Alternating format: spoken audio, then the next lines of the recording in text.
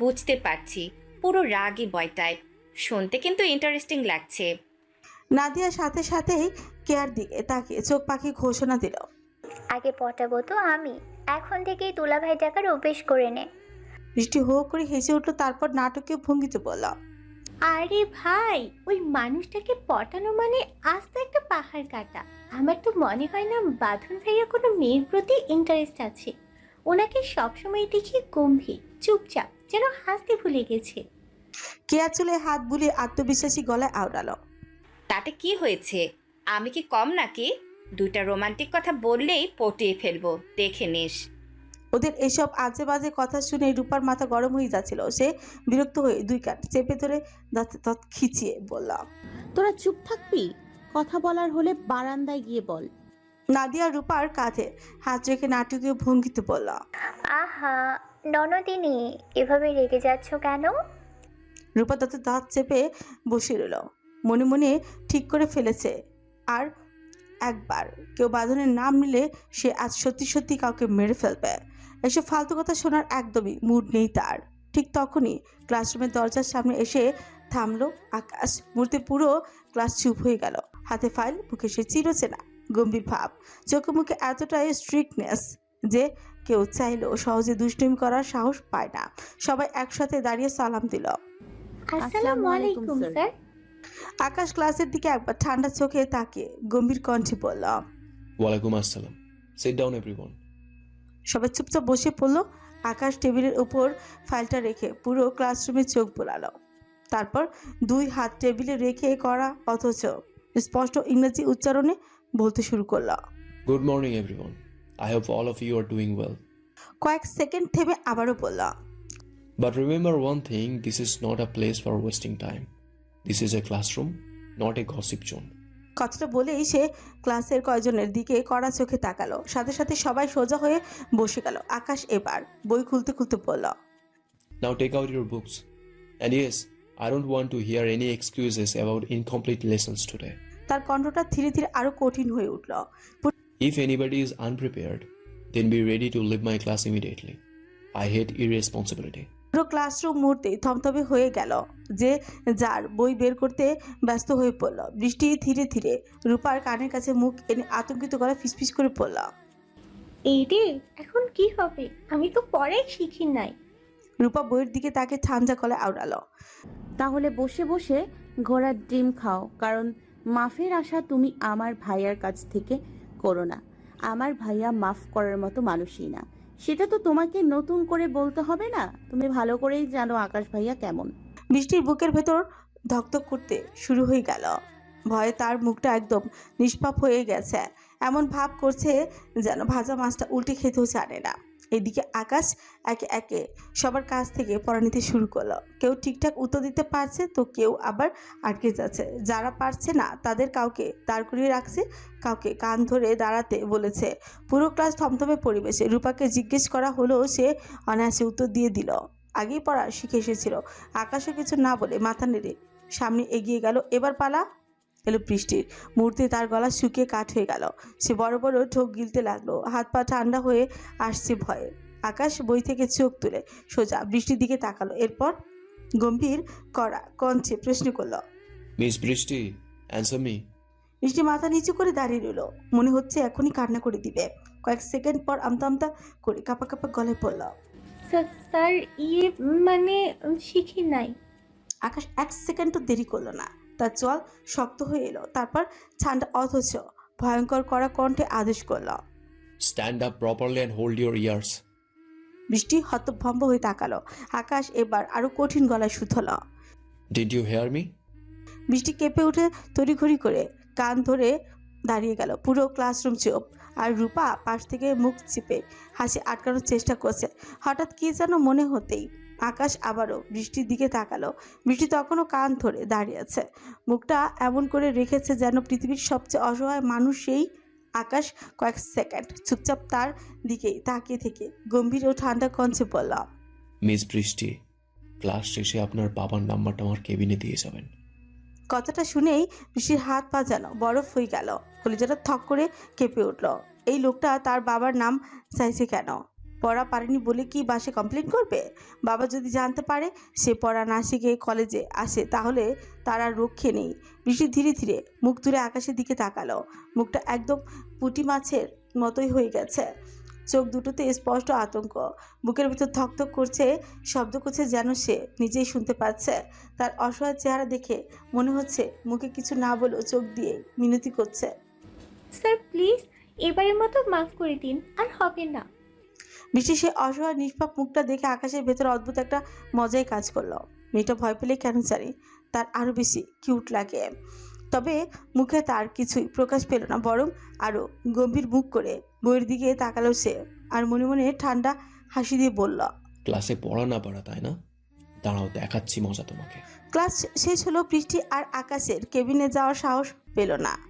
যা হওয়ার হবে, তবুও সে কোনোভাবে নিজের বাবার নাম্বার আকাশকে দিতে পারবে না। লোকটা যদি সত্যি সত্যি কমপ্লেন করে দেয় তাহলে আজ তার জীবনের শেষ। কলেজ ছুটির পর আকাশ রূপা আর বৃষ্টিকে সাথে নিয়েই বাড়ি ফিরল। গাড়ির ভেতর তিনজনই চুপচাপ, বেশ সারাদিনের ক্লাসে সবাই ক্লান্ত।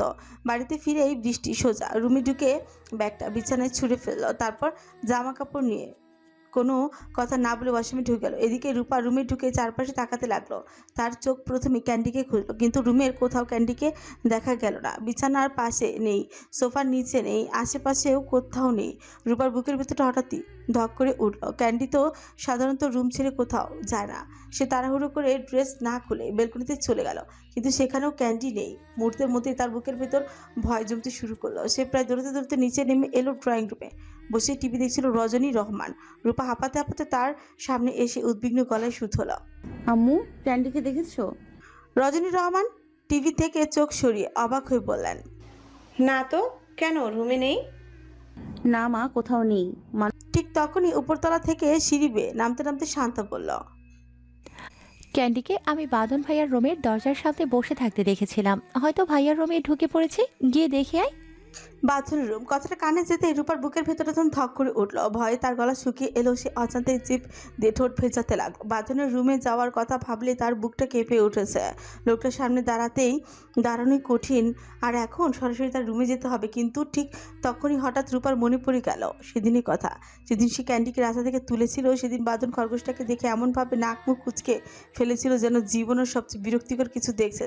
তাহলে আজ সত্যিই যদি ক্যান্ডি তার রুমে ঢুকে থাকে, তার যদি বাঁধন রাগ করে ক্যান্ডিকে বেলকনি দিয়ে ছুঁড়ে ফেলে দেয়, ভাবনাটা মাথায় আসতে রূপা বুকের ভিতর রক্ত যেন শুকিয়ে গেল। ক্যান্ডিকে হারানোর ভয় মুহূর্তের মধ্যেই তার সব ভয়কে হার মানিয়ে দিল। সে আর এক সেকেন্ডও দেরি করলো না, প্রায় দৌড়ে সিঁড়ি ভেঙে উপরে উঠতেই লাগলো সোজা বাঁধনের রুমের দিকে। রূপা দৌড়ে এসে হাঁপাতে হাঁপাতে বাঁধনের রুমের দরজার সামনে দাঁড়ালো। দরজাটা হালকা খোলাই ছিল। সে ধীরে ধীরে ভেতরে ঢুকে পাগলের মতো চারপাশে তাকাতেই লাগলো। ঠিক তখনই তার চোখ গিয়ে আটকালো বাঁধনের বড় পরিপাটি করে গোছানো টেবিলটার উপরে। সেখানে নিশ্চুপ হয়ে গোল হয়ে বসে আছে ক্যান্ডি, যেখানে পৃথিবীর কোনো চিন্তাই তার নেই। ক্যান্ডিকে একদম সুস্থ দেখে রূপা চোখ বন্ধ করে গভীর একটা শান্তির নিঃশ্বাস ফেলল। মনে হলো বুকের ভেতর থেকে একটা বিশাল পাথর নেমে গেছে। সে ধীরে ধীরে চোখ খুলে আবারও চারপাশে তাকালো। রুমে বাঁধন নেই, তবে ওয়াশরুমে ভেতর থেকে ঝিরঝির করে পানি পড়ার শব্দ ভেসে আসছে। বোঝাই যাচ্ছে বাঁধন ভেতরেই আছে। মূর্তি রূপার বুকটা আবারও ধক করে উঠল। তবু ক্যান্ডিকে নিতেই হবে। ঠিক তখনই হঠাৎ তার চোখ ঘুরে গেল পুরো রুমটার দিকে। এই প্রথম সে বাঁধনের রুমে এসেছে। ছোটবেলায় কখনো এসেছিল কিনা তার মনে নেই, তবে যতদূর মনে পড়ে এই রুমটা সবসময় বন্ধই থাকে। বাঁধন বিদেশে থাকার সময় তো দরজা সবসময় তালাই ঝুলতেই দেখতো, কিন্তু আজ রুমটার ভেতরে ঢুকে রূপা কয়েক মুহূর্তের জন্য থমকে গেল একদম। পুরো রুমটা যেন কোনো দামি ম্যাগাজিনের ছবি থেকে তুলে আনা। চারপাশে এত নিখুঁতভাবে গোছানো যেন বিশ্বাসই হয় না এটা কোনো ছেলের রুম। বড় কিং সাইজ বেচা, একদম চান করে গোছানো। সাদা কালো কম্বিনেশনের চাদরে একটুও ভাঁজ নেই। রুমের একপাশে বিশাল বুকশেলফ, সেখানে সারি সারি ইংরেজি বই, ফাইল আর কিছু মেডেল সুন্দর করে সাজানো। দেয়ালে দামি black and white art frame ঝুলছে। এক কোণায় রাখা আধুনিক ডিজাইনের ল্যাপটপটা পুরো রুমের নরম সোনালি আলো ছড়িয়ে দিয়েছে। বড় গ্লাসের জানালার পাশে কালো লেদারের একটা সোফা, সামনে ছোট্ট টেবিলে কয়েকটা ফাইল, ঘড়ি আর একটা দামি গাড়ির চাবি রাখা। আর বাঁধনের কাজে টেবিলটা সেটা এতটা নিখুঁতভাবে গোছানো যে দেখে মনে হবে কেউ প্রতিদিন স্কেল দিয়ে মেপে মেপে সেখানে জিনিস রাখে। দামি ল্যাপটপ, ওয়্যারলেস হেডফোন, কালো রঙের ঘড়ি, কিছু অফিস ফাইল আর পাশে একটা সিলভার কলমদানি। পুরো রুমে একটা ঠান্ডা পৌরশালী গন্ধ ছড়িয়ে আছে। অদ্ভুতভাবে সেই গন্ধটা রূপার বুকের ভিতর কেমন যেন কাঁপুনি তুলল। সে ধীরে ধীরে চারপাশে তাকিয়ে মনে মনে একটা কথাই ভাবল। মানুষটা যেমন ভয়ঙ্কর গম্ভীর, তার রুমটাও ঠিক তেমন। রূপার ভাবনার মাঝে ক্যান্ডি হঠাৎ করে ছোট্ট একটা লাফ দিয়ে টেবিলের উপর ওরে নড়ে উঠল। তার পা মাটিতে ছুঁই ছুঁই করে কাঁপছে আর ছোট্ট কান দুটো বারবার নড়ছে। রূপার চোখ তখনই গিয়ে পড়লো ওর দিকে। মুহূর্তে ওর বুকের ভেতরটা আবারও থক করলো, কারণ ক্যান্ডি যেখানে দাঁড়িয়ে আছে ঠিক তার পাশে বাঁধনের ল্যাপটপটা রাখা। একটু এইদিক ওইদিক হলে সরাসরি ধাক্কা খাবে, আর এত উঁচু থেকে পড়লে ল্যাপটপটা ভাঙা নিশ্চিত। রূপার শ্বাস আটকে গেল। সে বড় বড় ঠোক গিলতে লাগলো। হাত দুটো অস্থির হয়ে উঠলো তার। দৌড়ে গিয়ে ক্যান্ডিকে থামানোর চেষ্টা করলো, কিন্তু ভয় আর তাড়াহুড়োয় গলার স্বর কেঁপে উঠল। ক্যান্ডি সোনা বাবু, নেমে আসো প্লিজ। কথাটা শেষ হলো না ঠিক মতন। ক্যান্ডি তখনই ছোট্ট শরীরটা ঘুরিয়ে নামতে গেল, আর ঠিক সেই মুহূর্তেই তার এক পা ল্যাপটপের কোণে লেগে গেল। 1 সেকেন্ডের জন্য সময় যেন থেমেই গেল। ল্যাপটপটা টেবিলের কিনারা থেকে দুলে উঠল। রূপার চোখ বড় বড় হয়ে আতঙ্কে পুরো রুমের মুহূর্তে ঠাস। ল্যাপটপটা সোজা মেঝেতে আছড়ে পড়ল। ল্যাপটপটা মেঝেতে পড়তেই পরের মুহূর্তেই স্ক্রিনের গ্লাস চূর্ণ বিচূর্ণ হয়ে সাদা ফ্লোর জুড়ে ছড়িয়ে পড়ল। টুকরো টুকরো কাচের শব্দ যেন সরাসরি এসে রূপার বুকের ভিতরে বিঁধল। সে ভয় কাঁপতে লাগলো, শ্বাস আটকে আসছে। ঠিক তখনই ক্যান্ডি আবারও ছোট্ট করে নড়ল। টেবিলের উপর রাখা কলমদানিটাও দুলে উঠল টুপ করে, সেটাও গড়িয়ে পড়লো মেঝেতে। রূপার মনে হলো তার পায়ের নিচ থেকে মাটি সরে যাচ্ছে, চারপাশ ঝাপড়া লাগছে পুরো। পৃথিবীটা যেন ধীরে ধীরে অন্ধকার হয়ে আসছে। বাঁধন যদি এইসব দেখে ফেলে তাহলে আজ তার রক্ষে নেই। ঠিক তখনই ওয়াশরুমের দরজা খোলার শব্দ হলো। রূপার বুকে কেঁপেই উঠল। ধীরে ধীরে ওয়াশরুমের থেকে বেরিয়ে এলো বাঁধন। পরে নেভি ব্লু শার্ট, হাতা দুটো নিখুঁতভাবে কোণে পর্যন্ত গোছানো, শার্টের উপরে দুটো বোতাম খোলা। সেখানে উকি দিচ্ছে তার ফর্সা শক্ত বুকের অংশ, যেটা তাকে ভয়ঙ্কর রকমের পৌরুষালী আকর্ষণ এনে দিয়েছে। নিচে সাদা প্যান্ট আর সাদা জুতো। পুরো মানুষটাকে যেন অদ্ভুত পরিষ্কার আর অভিজাত লাগছে। চুলগুলো ভেজা ভেজা, কিছুটা এলোমেলো হয়ে কপালের উপর পড়ে আছে। মুখে এখনো পানির ফোঁটা লেগে আছে। আলো পড়তেই সেগুলো চিকচিক করে উঠছে তার ফর্সা ত্বকের উপর। বাম হাতের কবজির নিচে আঁকা কালো ট্যাটুটা যেন হীরের মতো ছিলিক দিচ্ছে। তার ধারালো চোয়ালে গভীর চোখ আর ঠান্ডা গম্ভীর মুখ মিলিয়েই মানুষটাকে এতটাই মারাত্মক আকর্ষণীয় লাগছে যে কয়েক সেকেন্ডের জন্য রূপা নিজের ভয়টাই ভুলে গেল। হা করে বাঁধনের দিকে তাকিয়ে রইল। মনে হচ্ছে কোনো সিনেমার ভয়ঙ্কর সুন্দর নায়ক হঠাৎ বাস্তবে সামনে এসে দাঁড়িয়েছে। বাঁধনের চোখ গিয়ে থামলো রূপার উপর। সকালের সেই কলেজ ড্রেস এখনো গায়ে, মাথায় সাদা বার্নি হেয়ার ব্যান্ডটাও আছে, তবে সকালের ফ্রেশ মুখটা এখন আর নেই। এখন মুখটা ক্লান্ত, ভীত আর নিষ্পাপ লাগছে। চোখ দুটো দৃষ্টিতে ভয় জমে আছে। অদ্ভুতভাবে এই ভীতু অসহায় রূপটাই মেয়েটাকে আরো বেশি আকর্ষণীয় করে তুলেছে। বাদর না চাইতেও কয়েক সেকেন্ড তাকিয়ে রইল তার দিকে, কিন্তু ঠিক পর মুহূর্তেই তার চোখ গিয়ে আটকালো মেঝেতে সাদা ফ্লোরে উপর পড়ে আছে তার ভাঙা ল্যাপটপটা। স্ক্রিন চূর্ণ বিচূর্ণ হয়ে চারিদিকে ছড়িয়ে আছে কাঁচের টুকরার মতন অংশ। মুহূর্তে বাদনের শান্ত চোখ দুটো জ্বলে উঠল, মরিচের মতো লাল হয়ে উঠে লাগলো তার দৃষ্টি। এই ল্যাপটপটা সে সরকার থেকে পেয়েছে কিছুদিন আগেই মাত্র, আর এর মধ্যেই সেটা এমনভাবে ভেঙে গেল। তার চোয়াল শক্ত হয়ে উঠল, শিরাগুলো ফুলে উঠতেই লাগলো। সে আগুন ঝরা চোখে ধীরে ধীরে রূপার দিকে তাকালো, যেন এখনই মেয়েটাকে তুলে আছাড় মেরে ফেলবে। বাদনে সেই ভয়ঙ্কর রাগে দৃষ্টি দেখে রূপার বুক থেকে যেন পুরো পৃথিবীটাই কেঁপে উঠল। তার হাত পা ঝাঁঝা হয়ে এলো, শ্বাস আটকে যাচ্ছে। মনে হচ্ছে এখনই কান্না করে দিবে বাঁধন। রাগে কিছু বলতেই যাবে, ঠিক তখনই তার চোখ গিয়ে পড়লো টেবিলের উপর। সেখানে নিশ্চুপ হয়ে বসে আছে ক্যাঞ্চি। ছোট্ট কান দুটো নড়ছে ধীরে ধীরে। মুহূর্তে বাঁধনের বুঝতে আর বাকি রইল না এই ছোট্ট খরগোশটাই তার ল্যাপটপটা টেবিল থেকে ফেলে দিয়েছে।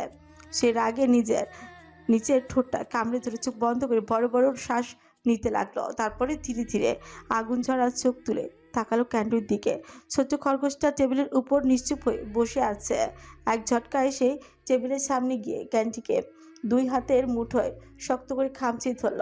হঠাৎ এমন শক্ত চাপে ক্যান্ডি ব্যথায় কুকিয়ে উঠল। ছোট শরীরটা ভয় কাঁপছে, পাগুলো ছটফট করছে। বাদন ধর চেপে গর্জে উঠল। হাউ ডেয়ার ইউ, পিচ্ছু একটা বাচ্চা, তোর এত বড় সাহস আমার জিনিস ভাঙিস? তার গলার ভয়ঙ্কর রাগে পুরো রুমটাই যেন থমকে গেল। পরের মুহূর্তে এসে ক্যান্ডিকে সোজা মেঝেতে ছুরি আছড়ে মারলো, জন্য হাত তুলো। ঠিক তখনই রূপা মনে হলো যেন কেউ তার বুকের ভেতর তীর তাক করেছে। সে দৌড়ে এসে বাদনের সামনে হাঁটু গেড়ে বসে পড়লো। তার লম্বা ঘন কালো চুলগুলো এলোমেলো হয়ে সাদা ফ্লোরে ছড়িয়ে পড়লো। কাঁপতে কাঁপতে সেই 2 হাত জোর করলো। চোখ বেয়ে চপচপ করে পানি গড়িয়ে পড়ছে, কান্না ভেজা কাঁপা কাঁপা কঞ্চে। সে বাঁধনের দিকে তাকিয়ে মিনতি করল। ওকে ওকে মারবেন না প্লিজ, ও ছোট্ট একটা অবুঝ বাচ্চা, ও না বুঝে ভেঙে ফেলেছে, প্লিজ ওকে কিছু করবেন না, আল্লাহর দোহাই লাগে। বাঁধনের হাত মাঝপথে আচমকায় থমকে যায়। ঘাড় বাঁকিয়ে রূপার দিকে তাকায়। মেয়েটা কাঁদতে কাঁদতে চোখ দুটো জবা ফুলের মতন লাল করে ফেলেছে। এখনো অবিরল কাঁদছে, গাল দুটো লাল হয়ে উঠেছে, ঠোঁট দুটো তীব্র ভয় তিরতির করে কাঁপছে। রূপার এই মায়াবী অশ্রুসিক্ত মুখটা দেখে বাঁধনের বুকে অদ্ভুত কেমন জানি অদ্ভুত নেশা লেগে যায়। ভেতরে রাগ চড়া রাগটা অজান্তেই একদম শিথিল হয়ে আসে। সে হাত আলগা করে ক্যান্ডিকে ছেড়ে দেয়। ক্যান্ডি ছাড়া পেয়েই এক দৌড়ে রুম থেকে বেরিয়ে যায়। রূপা কিছু বুঝে ওঠার আগে বাঁধন শক্ত মুঠোয় তার হাতটা চেপে ধরে। এক চরম ঝটকায় রূপাকে ফ্লোর থেকে তুলে সোজা দেয়ালের সাথে পিষেই দেয়। বাঁধন তার মুখটা রূপার মুখের কাছে একদমই নিয়ে আসে, এতটাই কাছে যে একে অপরের তপ্ত নিঃশ্বাস একদম গা ছুঁয়ে যায়। হঠাৎ করে বাঁধন তাকে এভাবে দেয়ালের সঙ্গে চেপে ধরলো কেন ভেবে রূপার দম বন্ধ হয়ে যাওয়ার উপক্রম। সে ছাড়া পাওয়ার জন্য 2 হাতে ব্যাকুল হয়ে ছটফট করতে থাকে, কিন্তু বাঁধনের শরীরের তীব্র পৌরুষালী ঘ্রাণ তাকে তার নাক বেয়ে যেন একদম কলিজার ভেতর ঝুঁকে যায়। ভয়ে আর এক অজানা অনুভূতি রূপার পুরো শরীর অবশ হয়ে আসে। রূপার চোখের দিকে তাকিয়ে বলে, রূপ দেখিয়ে ম্যাট বানাতে চাস? নিজেকে কি ভাবিস? একটা কথা কান খুলে শোনো রাখ, পৃথিবীর সব ছেলে তোর জন্য পাগল হয়ে গেলেও আই ডোন্ট কেয়ার। এই জাওয়াদ অধীর বাঁধন কোনোদিন কারোর জন্য পাগল হয়নি, আর না কোনোদিন হবে। এই বাঁধনের মনে তোর জন্য ভালোবাসা না, শুধু ঘৃণা ঢোকে বেঁচে আছে। So don't try to play with me. বাঁধনের রহস্যময় কথার মানে বোঝে না রূপা। অশ্রু চোখে অবাক হয়ে তার দিকেই তাকায়, কিন্তু মুখে উত্তর দেওয়ার মতো সাহস পায় না। বাঁধন ফের বলে, কি হলো, কথা বলছিস না কেন? Don't you have any word? Rupa নিজের কাঁপতে থাকা কণ্ঠটাকে কোনো মতে সামলে নিয়ে শুধ হয়। কি কি বলছেন ভাইয়া এসব? বুঝতে পারছিস না কি বলছে? Are you under aged? ফিরে ঘাস। রূপা কিছুতেই বুঝতে পারছে না বাঁধন হঠাৎ এমন খ্যাপাটে আচরণ করছে কেন। বাঁধনের চোখ দুটো রক্তিম বর্ণ ধারণ করে লাল হয়ে উঠেছে। সেই চোখে এক অদ্ভুত মাতাল করা নেশা, যা সম্পূর্ণ রূপার উপর আটকে আছে। রূপার এই অসহায় আকুল চাহনি বাঁধনের হাড়টি গিয়ে তীব্র তীরের মতো লাগছে। সে নিজের ভেতর পরিষ্কার বুঝতে পারছে না মির্জাকে এত কাছে থেকে দেখলে কেমন জানি ম্যাচ হয়ে যাচ্ছে। সে নিজের উপর থেকে সমস্ত কন্ট্রোল হারিয়ে ফেলেছে। বাঁধনের এত কাছে উপস্থিতি রূপার শরীর একদম অবশ্যই আছে। ভয়ে আর অজানা এক তীব্র অনুভূতিতে তার প্রায় জ্ঞান হারানোর মতো অবস্থা হয়। বাঁধন রূপার এই নাজুক আর কাবু অবস্থাটা ঝটপট বুঝে নেয়। সে এক ঝটকায় উঁচু ঘুরে দাঁড়িয়ে এক দীর্ঘশ্বাস ফেলে নিজেকে যথাযথ স্বাভাবিক করে গম্ভীর কণ্ঠে বলে, আমার ল্যাপটপ ভেঙে দিল বিচ্ছু একটা বাচ্চা। আমার ল্যাপটপ ভেঙে দিল বিচ্ছু একটা বাচ্চা। ওই ল্যাপটপের দাম কত জানিস? Do you have any idea? Rupa নিজের ধকপক করতে থাকা বুকে হাঁস রেখে বড় বড় শ্বাস নেয়। নিজেকে কোনো মতে একটু সামনে নিয়ে কাঁপা কাঁপা কণ্ঠে বলে, ও ইচ্ছে করে করেনি, ভুল করে পড়ে গেছে। বাঁধন রূপার দিকে আবার সটন ঘুরে দাঁড়ায়। তার চোখের দিকে তাকে রাগে কণ্ঠে বলে, ওইটা আমার গভর্নমেন্ট থেকে দেওয়া অফিসিয়াল ল্যাপটপ ছিল, মাত্র কিছুদিন হলো। এখন আমি ওদের কি জবাব দেব? হোয়াটস বলবো একটা বিচ্ছু বাচ্চা একটা মেয়ে এটা নষ্ট করে ফেলেছে? রূপা চরম অপরাধীর মতো মাথা নিচু করে ফেলে। নিজের হাত দুটো শক্ত করে মুচি করে একদম নিচু কণ্ঠে বলে, সরি ভাইয়া। এই একটা শব্দ শোনা মাত্র বাঁধনের ভেতরে দমে যাওয়া রাগটা যেন আবারও দাউ দাউ করে জ্বলে উঠছে।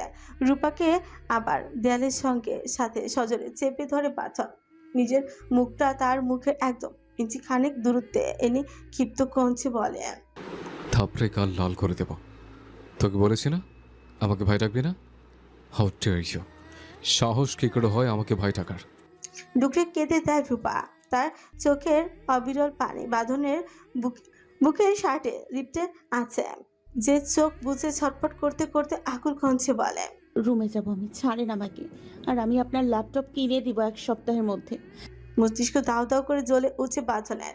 বুকের ভেতর চেপে থাকা তীব্র ক্ষোভ অহংকার এক নিমিষেই চারা দিয়ে উঠছে। চোখের মনি দুটো রাগে স্থির হয়ে যায়। সে রূপার অবাধ্য চোখের দিকে তাকিয়ে ধিক্কারে কঞ্চে বলে উঠছে, কি বললি?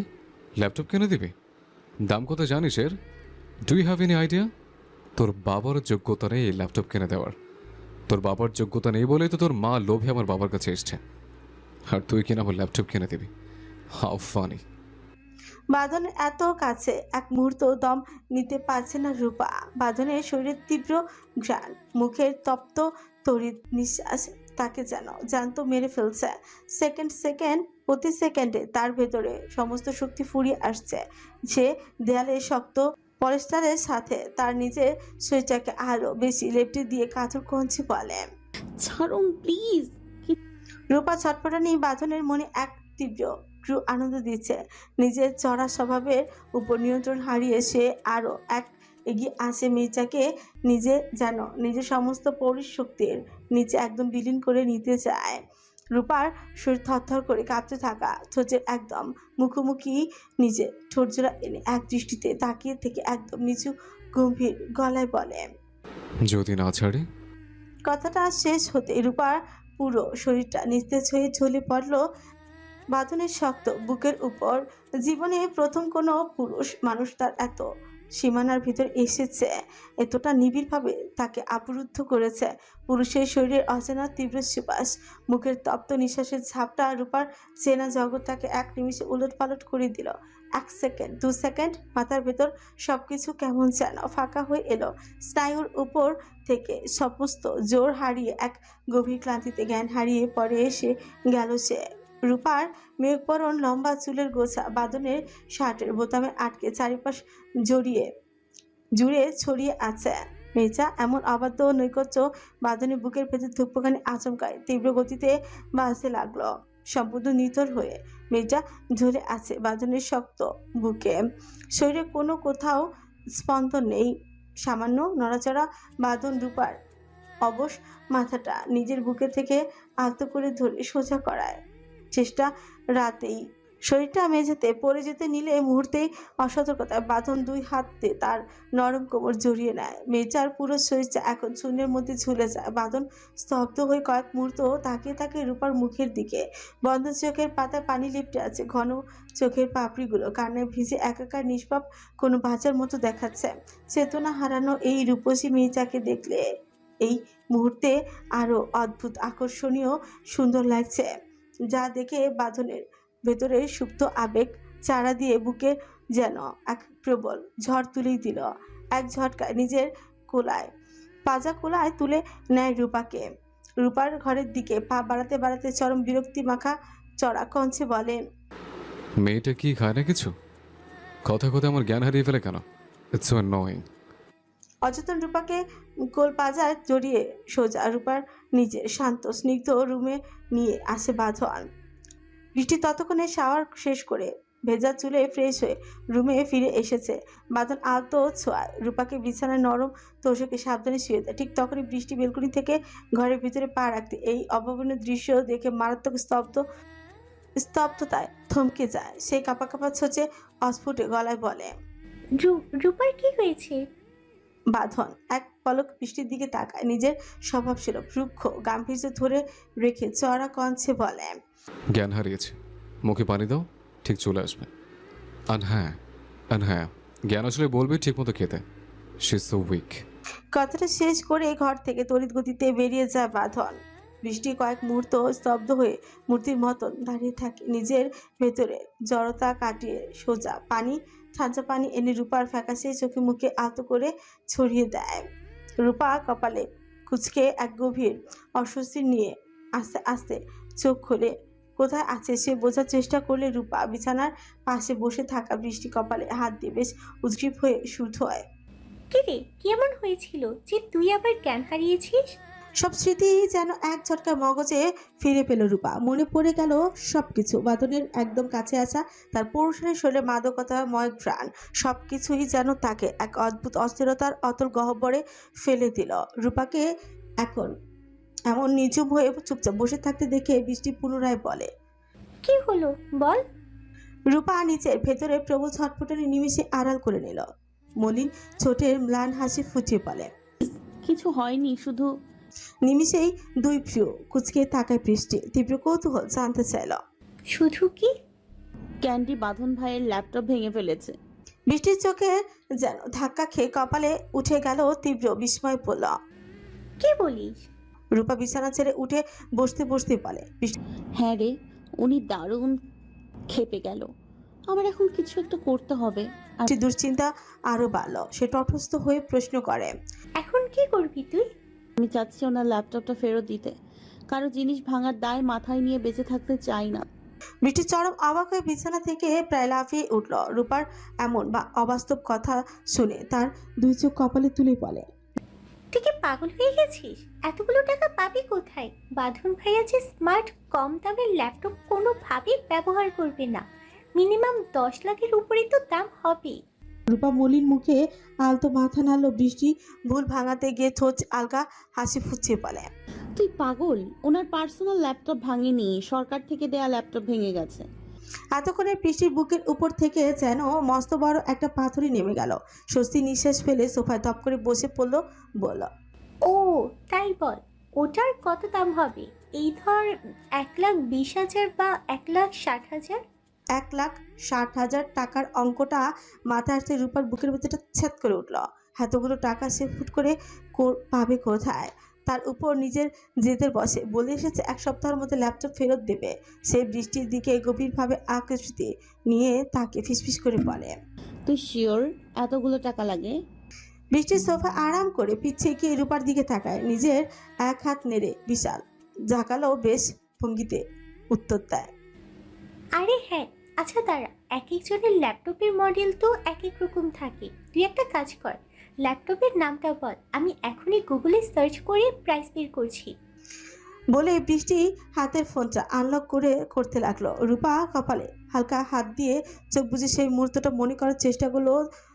দণ্ডি ল্যাপটপটা যখন টেবিল থেকে থাপ্পাস করে মেঝেতে পড়ে গেল তখন সে আবছা দেখেছিল ওটার ডিসপ্লে প্যানেলের নিচে চকচকে রূপুলি অক্ষরে একটা নাম লেখা।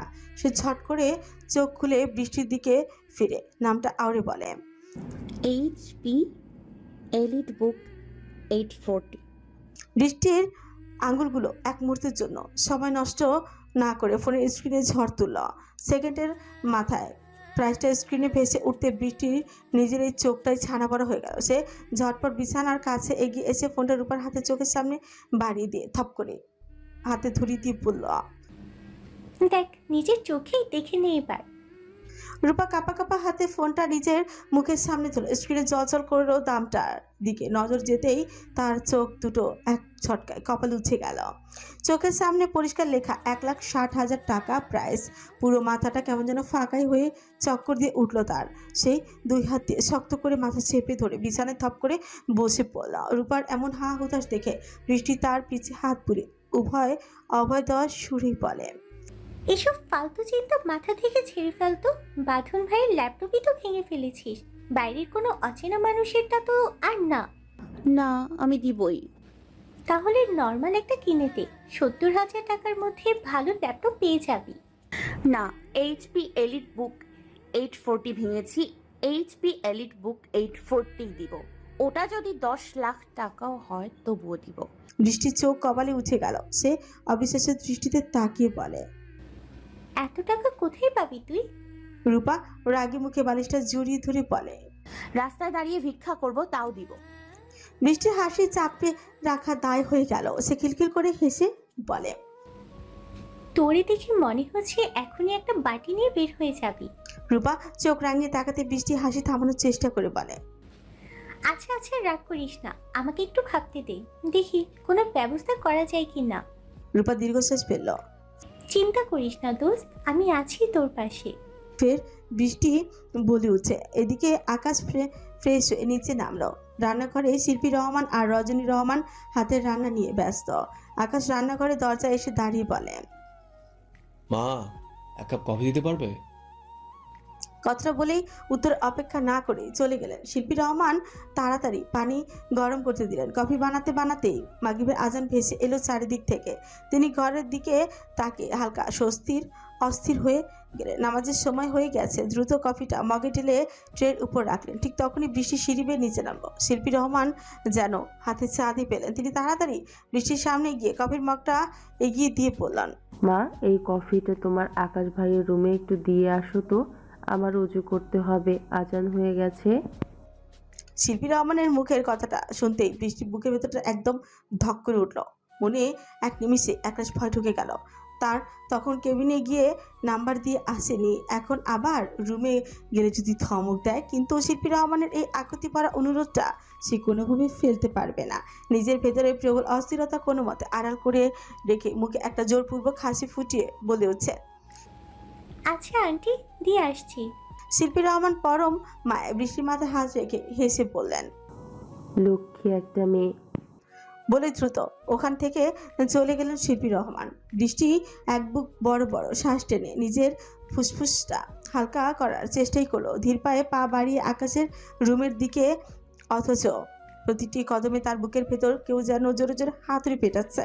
রুমের দরজার সামনে এসে নিজের সবটুকু সাহস সঞ্চয় করে মুখে একটা আলগা হাসি ঝুলিয়ে নক করে কিছু একটা বলতে যাবে, ঠিক তার আগেই ভেতর থেকে আকাশের চেনা কণ্ঠ ভেসে এলো, হ্যাঁ মা, আসো।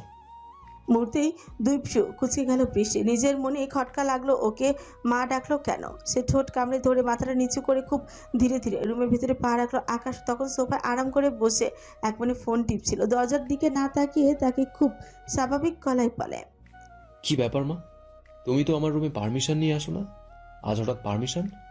আমার ওপর কি কোনো রকম রেগে আছো? কথাটা কানে আসতেই হাতের কফিটা কেঁপে উঠে মেঝেতে পড়ার উপক্রম হলো বৃষ্টির। সে নিজের তাতে তত চেপে রাখটা আরো অস্বস্তি সামাল দিল। এই ছেলে তাকে কি না মারাচ্ছে। নিজেকে কোনো মতে শান্ত রেখে গলার স্বর যতটা সম্ভব স্বাভাবিক করে আস্তে করে বলল, স্যার, আমি বৃষ্টি, আপনার মা নই। চমকে উঠে ছট করে সামনে তাকায় আকাশ। চোখের সামনে মাকে না দেখে বৃষ্টিকে দাঁড়িয়ে থাকতে দেখে মুহূর্তেই তীব্র বিরক্তিতে দুই ভ্রু কুচকে একাকার হয়ে গেল তার। সোফা থেকে সোজা হয়ে বসে বেশ চড়া গলায় থমকে উঠছে, ইডিয়েট, কারো রুমে আসলে নক করে পারমিশন নিয়ে আসতে হয় জানো না? What a bad manners. বৃষ্টি ভাবাচাকা খেয়ে মাথাটা আরো নিচু করে ফেলে, আমতা আমতা করে বলে, স্যার, আমি নক করেছিলাম, কিন্তু বলতে যাব তার আগে আপনি আমাকে মা বানিয়ে। কথাটা পুরোপুরি শেষ হওয়ার আগে রাগে ক্ষোভে দাঁতে তো হচ্ছে সোফা ছেড়ে ছট করে দাঁড়িয়েছে আকাশ, আঙুল উঁচে গর্জে ওঠে, just shut up stupid, one more word and I will fire you. Okay sir, এই যে আপনার কফি। বলে পা চিপে চিপে আকাশের একদম সামনে এসে কফির মগ সহ ট্রেটা তার দিকে বাড়িয়ে ধরে। আকাশ নিজের বাম হাতটা প্যান্টের পকেটে ঝুঁকিয়ে দিল। ডান হাতটা বাড়িয়ে কফির মগটা আলতো করে নেওয়ার সময় বৃষ্টির জড়সড় হয়ে থাকা ভঙ্গিটা নজরে পড়লো তার। কফিতে একটা চুমুক দিয়ে কৌতূহলী গম্ভীর গলায় শুধ হয়, তুমি সবসময় আমার মাথা নিচু করে থাকো কেন? চমকে ওঠে ভেতর বাহির পুরোটাই কেঁপে উঠল বৃষ্টি। এই খিটখিটে পুরুষটার চোখের দিকে তাকালে যে তার বুকের ভেতর কেমন উলটপালট হয়ে যায় সে কথা কিসে মুখ ফুটে কেমনি বোঝায় আমতা আমতা করে থমথমে গলায় বলে, স্যার এমনি, আমি যাই এখন। বলে এক সেকেন্ডের সময় নষ্ট হলো না সে। যে না পেছন ফিরে পা বাড়াতে যাবে ঠিক তখনই পেছন থেকে আকাশের ধারালো কণ্ঠ ধেয়ে এলো, জাস্ট এ মিনিট, দাঁড়াও। নিমিষে পা দুটো যেন মেঝেতে আটকে গেল বৃষ্টির। বুকের ভেতরটা হার্টবিটটা এত জোরে চলছে যে সে সেটাকে রীতিমতো জ্বালিয়ে মারছে। আর সব থেকে বেশি জ্বালাচ্ছে সামনে দাঁড়িয়ে থাকা এই গম্ভীর পুরুষটা। কোনো রকমে নিজেকে শক্ত করে দাঁড়িয়ে রইল সে, মাথাটা যথারীতি নিচু করে রেখে কাপা গলায় বলে উঠছে, জি বলুন স্যার। আকাশ কফির মাকে আলতো করে একটা চমক দিল। চোখ জোড়া বৃষ্টির উপর স্থির রেখে শান্ত কিন্তু কড়া গলায় বলল, কলেজে আমি তোমার বাবার নাম্বার চেয়েছিলাম, তখন তো দিলে না, এখন দাও। এবার আর নিজের উপর নিয়ন্ত্রণ রইল না পিসি। সহসা মাথা তুলে আকাশের চোখের দিকে তাকায়। তার পুরো মুখটা তখন চরম অসহায়তে ভেসে গেছে। কাতর গলায় বলে, স্যার, আকাশ কফির মগটা ঠোঁটের কাছে ধরে রাখার ভান করে, বেশ ভাব নিয়ে এক ভ্রু উচিত সুতোয়। বলো। বৃষ্টি এবার একদম বাচ্চাদের মতো দুই হাত জোর করে অন্য বিনয় করে সুরে বলল, মাফ করে দিন না প্লিজ। আর কখনো এমন ভুল হবে না, সত্যি বলছি। এখন থেকে প্রতিদিন একদম ঠিকঠাক পড়া শিখে যাব। বৃষ্টির এই কচি বাচ্চাদের মতো ভয়ার্থ চেহারা দেখে মনে মনে বেশ মজার পেল পুরুষটি, কিন্তু বাস্তবে নিজের মুখের ভাব এক চুলো নড়তে দিল না সে। গলাটা যথাযথ গম্ভীর আরো ভারী করে বলল, দ্যাটস ট্রু। বৃষ্টি জ্বলতে জ্বলতে হাসুচক মাথা নাড়ল, যেন এখনই মাথাটা কেটেই পড়ে যাবে। আকাশের ছোটে কোণে আবছা হাসি রেখা ফুটলেও সে একটা দীর্ঘশ্বাস ফেলে কড়া গলায় বলে, ঠিক আছে, নাও ইউ মে গো। তবে নেক্সট টাইম পড়া না পারলে আমার থেকে খারাপ আর কেউ হবে না, কথাটা জাস্ট মাথায় রেখো। একটা বড় ফাড়া কেটে গেল ভেবে বৃষ্টি মনে মনে হাঁপ ছেড়ে পাচ্ছে। আর তখনই অবচেতন মনে তার মুখ থেকে ফসকে বেরিয়ে যায়, ওকে হিটলার স্যার।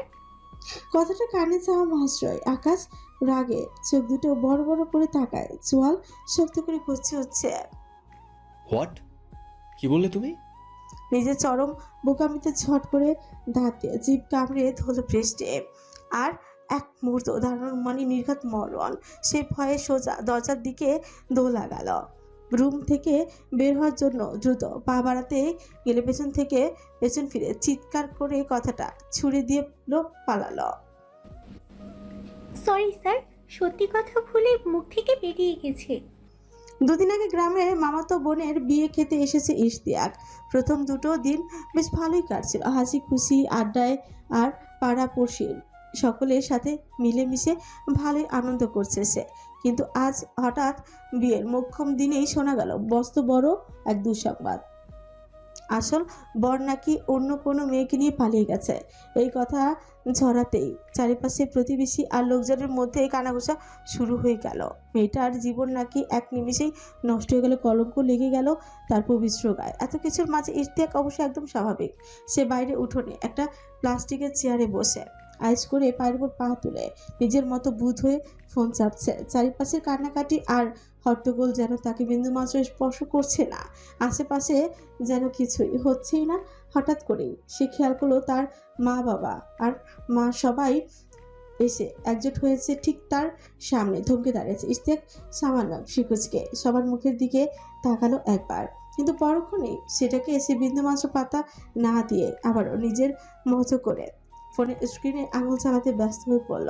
কিন্তু তার বাবা আর মামা যেভাবে একদৃষ্টিতে তার দিকে তাকিয়েছে তাতে বেশ বিরক্ত হয়ে ফোন থেকে চোখ তুলে সবার দিকে তাকালো সে। কি হয়েছে? সবাই আমার দিকে এইভাবে হাঁ করে তাকিয়ে আছো কেন? ইশতিয়াক বাবা, বাঁচা আমায়। এই বুড়ো বয়সে তোর মামার সম্মানটা একটু বাঁচা বাবা। ইশতিয়াকের মামা আচমকা এগিয়ে এসে ইশতিয়াকের একটা হাত শক্ত করে ধরে ফেললেন। পরক্ষণ হাউমাউ করে কান্না ভেঙে পড়ে হাকুতি ভরা গলায় বলে উঠলেন, আমি বাঁচাবো মানে? কি বলছেন কি মামা? ইশতিয়াক চরম অবাক হয়ে নিজের চোখ দুটো বড় বড় করে নিল। ইশতিয়াকের মামা চোখের জল মুছতে মুছতে ভাঙা গলায় বললেন, আমার এই অসহায় মেয়েটাকে তুই বিয়ে কর বাবা। এই মুহূর্তে একমাত্র তুই পারবি আমার মেয়েটাকে সমাজের বুকে কলঙ্কিত হওয়া থেকে উদ্ধার করতে। কথাটা শোনা মাত্র ঝটকা দিয়ে মামার হাত থেকে নিজের হাতে ছাড়িয়ে নিল ইশতিয়াক। বড় থেকে এক ঝটকায় সোজা হয়ে দাঁড়িয়ে কড়া গলায় বললাম, অসম্ভব, এটা আমি কখনোই করতে পারবো না। ছেলের এমন সাফ জবাব শুনে ইশতিয়াকের মা এবার হন্তদন্ত হয়ে সামনে এগিয়ে এসে বললেন, কেন করতে পারবি না শুনি? সীমা কত ভালো মেয়ে, দেখতেও মাশাআল্লাহ কত সুন্দর। ওকে বিয়ে করে তোর সমস্যাটা কোথায়? মায়ের মুখে বিয়ের জোর জবরদস্তির কথা শুনতেই এক নিমিষে বুকের ভেতর তীব্র ব্যথায় মুছু দিয়ে উঠল ইশতিয়াকের। চোখের সামনে মুহূর্তেই ভেসে উঠল রূপার সেই মায়াবী মুখখানা। মেয়েটাকে সে যে নিজের অজান্তেই প্রচণ্ড ভালোবেসে ফেলেছে। রূপাকে ছাড়া অন্য কোনো মেয়েকে নিজের অর্ধাঙ্গিনী হিসেবে মেনে নেওয়া তার পক্ষে সম্ভব কোনো জন্মেই সম্ভব নয়। নিজের ভেতরের অস্থিরতা লুকিয়ে যথার্থ করে বলে, তার আলাদা কোনো কারণ নেই মা, আমি বিয়ে কোনোভাবেই করতে পারবো না, ব্যাস। তাছাড়া আমার সীমাকে ওইসব চোখে ভালো লাগে না। ছেলের মুখে সীমাকে অপছন্দের কথা শুনে এবার ইশতিয়াকের বাবা বেশ চড়া গলায় গম্ভীর মুখে বললেন, সবার এই একঘেয়েমি জোর জবরদস্তি ইশতিয়াকের মাথার রগ যেন ছিঁড়ে গেল। সে তীব্র রাগে থাকা প্লাস্টিকের চেয়ারটায় সজোরে এক লাথি মেরে চেঁচিয়ে বলল, ব্যাপারটা ওরকম না, তোমরা সবাই মিলিয়ে আমার কথাটা বুঝতে পারছো না কেন? আমি সীমাকে কোনোভাবেই বিয়ে করতে পারবো না। ছেলের এমন উদ্ধত্ত পূর্ণ দেখে এবার ইশতিয়াকের মা উল্টো মারাত্মক রেগে আগুন হয়ে গেলেন। তিনি নিজের আঙুল উঁচিয়ে ঝাঁঝালো গলায় বলেন, ওকে তোকে বিয়ে করতে হবে, তোকে আমি জন্ম দিছি, তোর কোনো ফালতু ওজরাপ্তি আমি শুনতে চাই না। মায়ের এমন একরোখা হুকুম শুনে ইশতিয়াকও নিজের জেদ অটল রেখে সে দুই হাত ছুঁড়ে সব জানিয়ে দিয়ে বলল, আমি করবো না বিয়ে, ব্যাস। আর 1 মিনিটও থাকবো না আমি এই জঘন্য জায়গায়।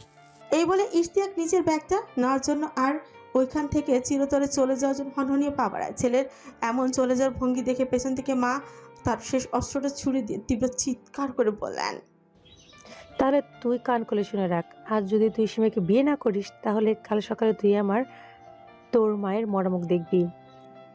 ইশতিয়াকের হনহনি এগিয়ে যাওয়া পা দুটো মাঝপথে আচমকে থেমে গেল। সে তীব্র এক জড়তা আর অবিশ্বাস নিয়ে ঘাড় বাঁকিয়ে তার নিজের জন্মদাত্রী মায়ের দিকে তাকালো। তার মা বিলকিস বানু তখনও পাথরের মতো শক্ত চোখে ছেলের দিকে তাকিয়ে শান্ত কিন্তু হাড় হিম করা গলায় বলেন, এখন সিদ্ধান্ত তোর, মাকে বেছে নিবি নাকি তোর ওই সাজানো পৃথিবী বেছে নিবি, যেটা তুই ঠিক কর। তোকে আর নতুন করে আমি কোনো জোর করব না। মায়ের মুখে এমন মরণ কামড় দেওয়া কথা শুনে ইশতিয়াক যেন নিজের কানকে বিশ্বাস করতে পারল না। সে চরম ক্ষোভ আর তীব্র এক অসহায়তা নিয়ে দুই হাত ছুঁড়ে চেঁচিয়ে বলে, জোর করছো না, কিন্তু ইমোশনাল ব্ল্যাকমেল তো ঠিকই করছো মা। তুমি আমার মনের অবস্থাটা কেন একটু বুঝতে চাইছো না?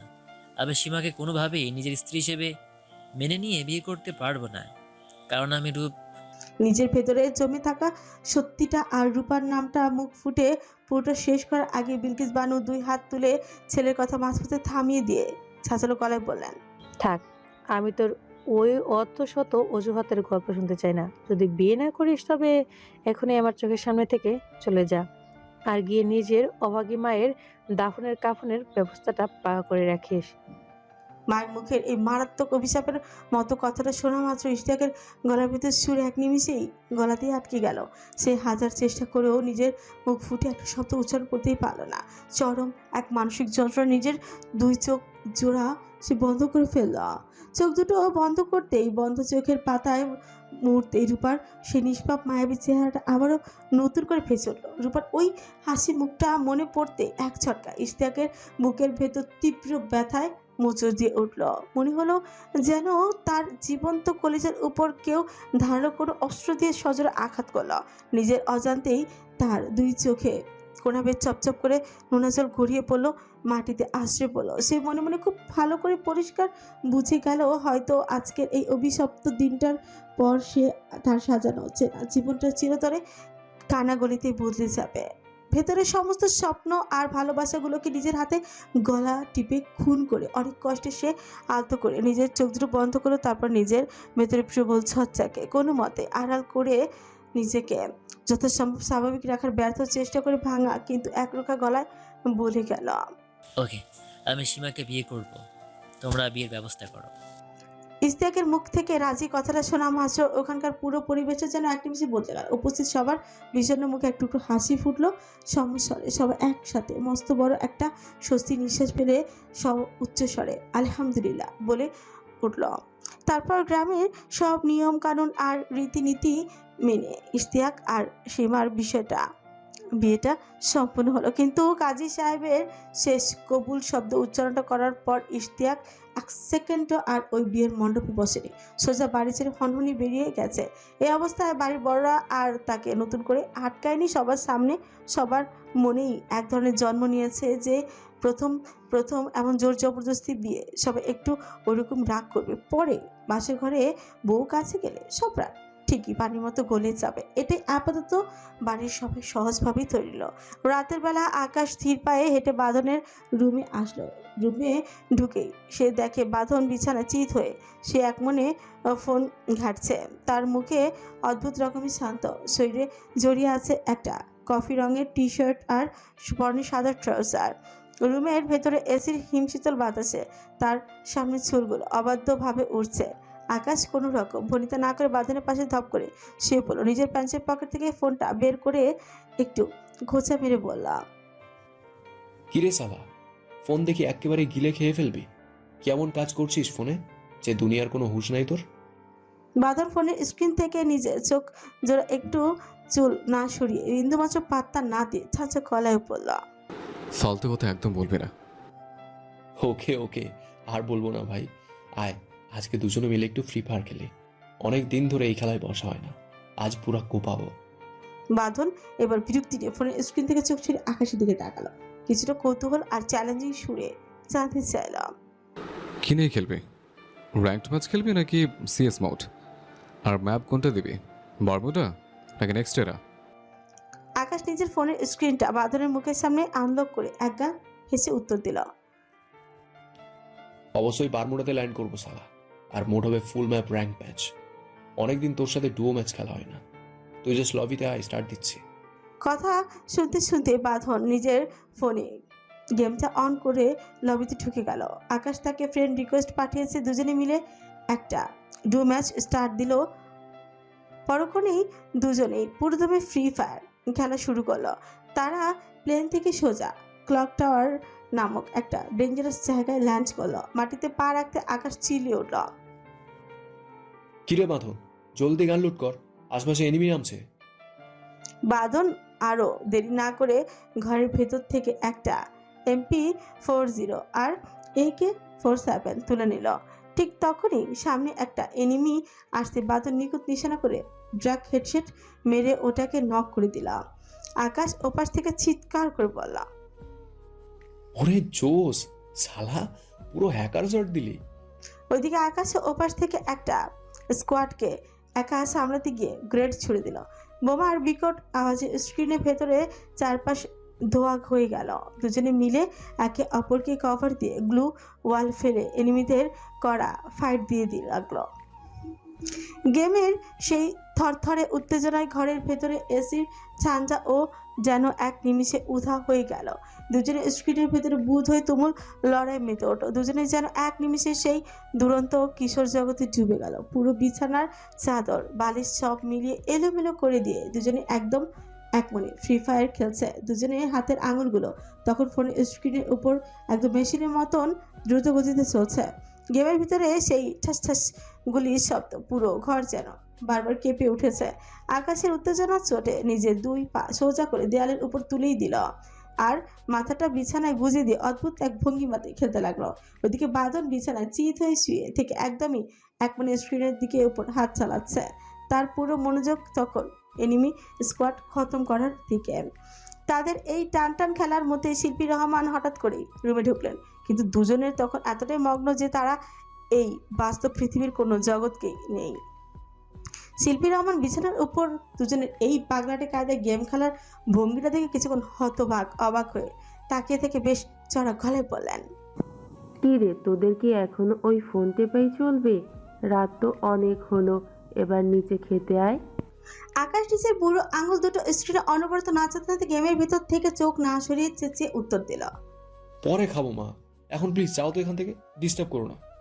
ছেলের এমন উৎকট জবাব শুনে শিল্পী রহমান এবার বাঁধনের দিকে তাকিয়ে একটু নরম গলায় বলে, বাঁধন, তুই কখন খাবি বাবা?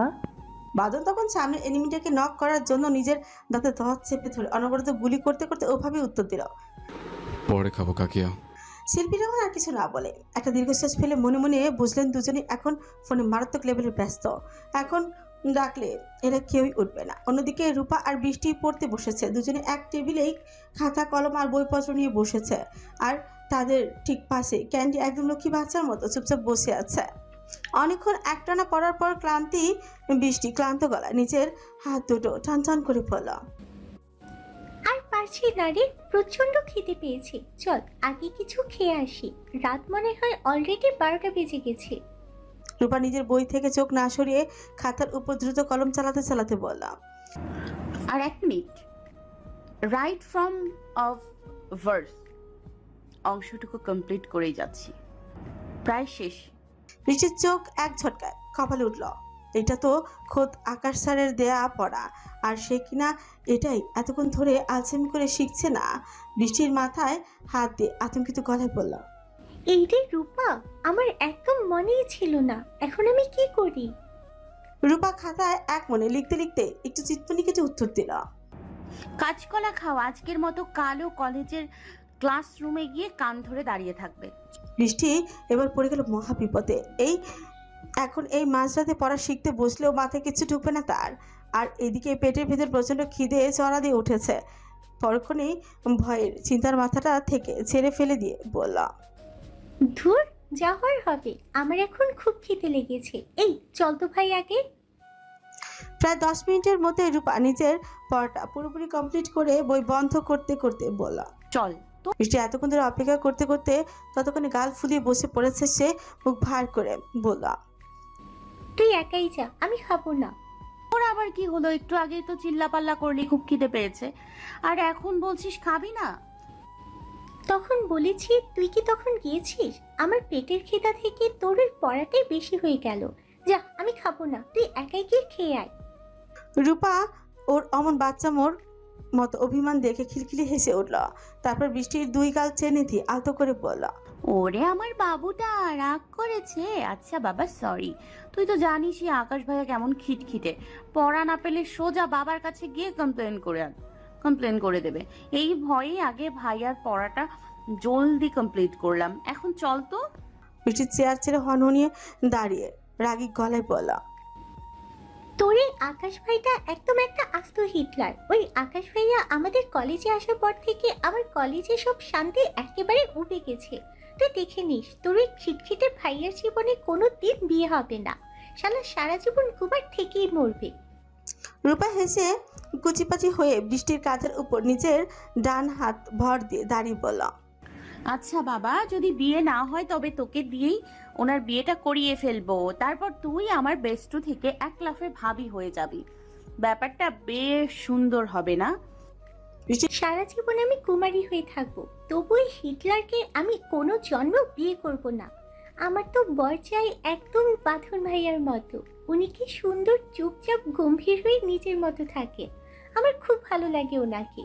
মুখ থেকে বাঁধনের প্রতি এই ভালো লাগার কথা মুহূর্তে রূপার মুখের সেনা হাসিটা একদম নিভে গেল। বুকের ভেতরটা অজ্ঞাত এক শঙ্কায় ছ্যাদ করে কেঁপে উঠল তার। সে কোনো মতে নিজের ভেতরের অস্থিরতাটুকু সামলে নিয়ে গোছানো শুকনো গলায় বলল, বল, হয়েছে, অনেক বকবক করেছিস, চল এখন। একটু আগে তো নিজেই বললি খুব খিদে পেয়েছে। তারপর দুজনে হালকা গল্প করতে করতে সিঁড়ি বেয়ে নিচে নেমে ড্রয়িং রুমে নেমে এলো। মাঝরাতে পুরো বাড়ি একদম নিঝুম নীরব হয়ে আছে। হয়তো বাড়ির সবাই রাতের খাওয়া দাওয়া শেষ করে এতক্ষণে গভীর ঘুমে তলিয়েও পড়েছে। রূপা আর বৃষ্টি ডাইনিং টেবিলে পাশাপাশি বসে এবার শান্ত মনে নিজেদের মতো করে খাওয়া শুরু করলো। অন্যদিকে বাঁধন আর আকাশ গেমের শেষ মুহূর্তে এসে দুজনেই যেন আরো বেশি হিংস্র হয়ে উঠলো। একদম ছোট হয়ে আসা সেফ জোনের ভেতর তখন শেষ এনিমি স্কোয়াডটা পিকের পাহাড়ের ঢাল থেকে অনবরত স্নাইপার দিয়ে ওদের দিকে গুলি ছুটছিল। আকাশের স্ক্রিনে তখন লাল দাগ ভেসে উঠতে সে চিল্লায় বলল, বাঁধন রে, কুত্তারা মানে স্নাইপার দিয়ে ড্যামেজ করে দিছে।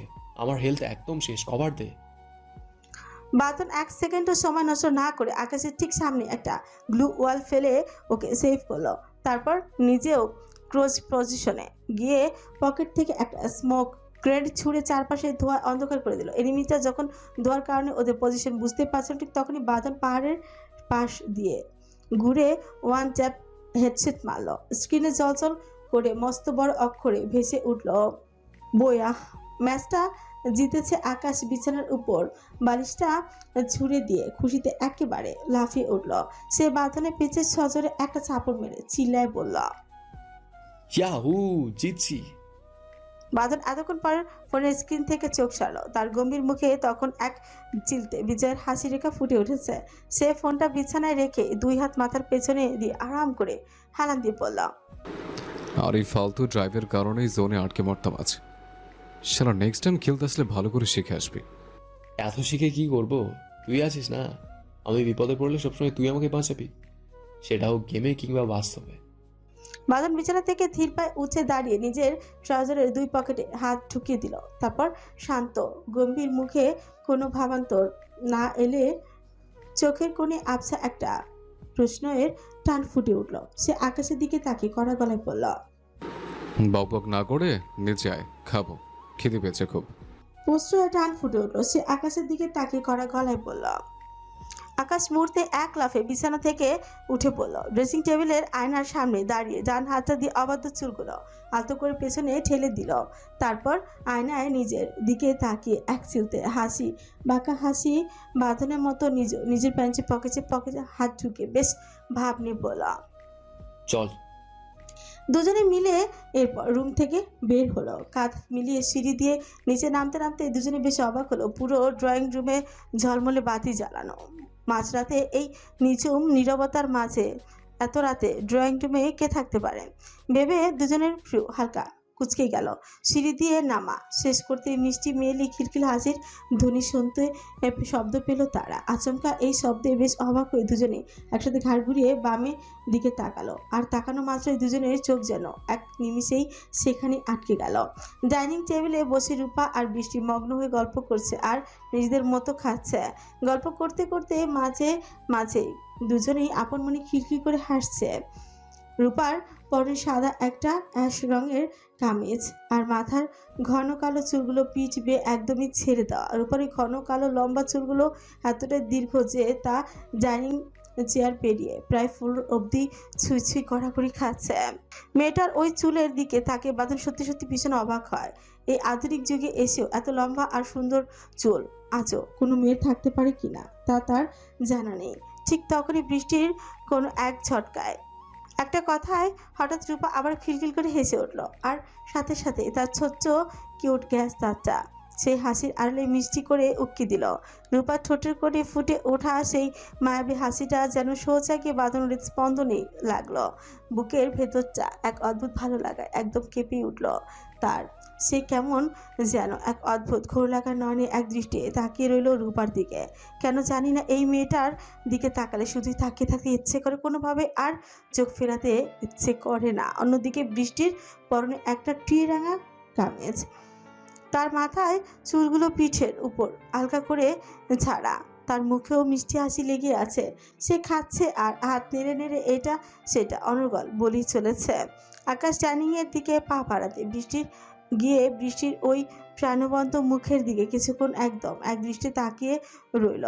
বৃষ্টির সেই চঞ্চলতা আর হাসিটুকু নিজের চোখে বন্দি করে নেওয়ার পরে সে একটা গভীর শ্বাস নিয়ে পাশে থাকা বাদলের দিকে তাকিয়ে নিচু গলায় পড়লাম, চল। বাঁধন ভেতর থেকে আলতো করে একটা দীর্ঘশ্বাস পেল। তারপরে দুজনেই কোনো শব্দ না করে চুপচাপ হেঁটে এসে রূপার আর বৃষ্টির ঠিক পেছনে এসে দাঁড়ালো, একদম গা ঘেঁষে পেছনে। রূপা আর বৃষ্টি তখনও খেয়াল করেনি তাদের। তারা তো তখনও মগ্ন হয়ে আছে নিজেদের গভীর এক গল্পের জগতে। রূপা চামচ দিয়ে খেতে খেতে হঠাৎ বেশ আক্ষেপে সুরেই পড়লাম, জানিস আমি কিছুদিন আগে একটা উপন্যাস পড়েছি, নাম ছিল পদ্মজা। জানিস আমি কিছুদিন আগে একটা উপন্যাস পড়েছি, নাম ছিল পদ্মজা, লেখিকা ইলমা বেহরোজ। গল্পটা যখন প্রথম পড়তে শুরু করেছি, উফ কি যে ভালো লাগছিল, জাস্ট প্রেমে পড়ে যাচ্ছিলাম আমিরের। কিন্তু উপন্যাসের একদম শেষে গিয়ে যখন আমিরের ভয়ঙ্কর গোপন সত্যটা জানলাম, তখন এক কথায় পুরাই বাঁশ খাইলাম। এই বাঁশ জিনিসটা যে শুধু আমাদের এই কঠিন বাস্তবে না, উপন্যাসের জগতেও ফ্রিতে পাওয়া যায়, তা ওইটা না পড়লে বুঝতামই না। বৃষ্টির উপর এমন উপন্যাস চরিত্র নিয়ে সিরিয়াস আফসোস দেখে আবারও খিলখিল করে হেসে উঠল। সে নিজের হাসি থামিয়ে রূপার কথায় সায় দিয়ে বলল, আসলে বাঁশ মানে কি, কল্পনাতে বোধ হয় আরো বড় আক্কাওয়ালা বাঁশ খাওয়া লাগে। আর তুই যে পদ্মজার কথা বললি না, ওই উপন্যাসটা আমিও পড়েছি। আমার সব থেকে বেশি খারাপ লেগেছে মৃদুল আর পূর্ণার কাহিনীটা পড়ে। ইস, বাস্তবেও মানুষ এমন জীবন নিয়ে কাউকে ভালোবাসতে পারে, তা আসলে আমার জানা নেই রে। রূপা গ্লাসের পানিটুকু ঝুকঝুক করে খেয়ে একটা লম্বা শ্বাস নিয়ে বলল, আরে ইলমা আপা একটা জুটিরও তো পূর্ণতা দেয় নাই। সবগুলার ভালোবাসা মাঝেই মস্ত বড় বড় বোমা ফাটিয়েছে। যেমন ধর লিখন শাহ, সে পদ্মজারে কিন্তু সত্যি মনে প্রাণে ভালোবাসতো, অথচ সেও শেষমেশ ভালোবাসা পেল না। ওদিকে মৃদুল পূর্ণাকে জান দিয়ে ভালোবাসছে, সেও তাকে পেল না। আর পদ্মজা নিজে আমিরকে এত ভালোবেসেও দিন শেষে আমিরকে নিজের করে পেল না। এক কথায় বলতে গেলে নিজেই নিজের স্বামীকে মেরে ফেললো। বৃষ্টি আফসোসের সুরে মাথা নাড়াতে নাড়াতে বলল, পদ্মজা চাইলেই কিন্তু আমিরকে ওভাবে না মেরে বাঁচিয়ে রাখতে পারতো রে।